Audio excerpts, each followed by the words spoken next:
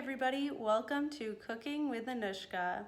Today we'll be making Keemo, which is traditionally made of ground mutton. Today it will be made with ground turkey, which is what my family always has made it with. And I am excited to be sharing it with you because this has been passed on for generations. And now I get to share my favorite dish with you. Enjoy.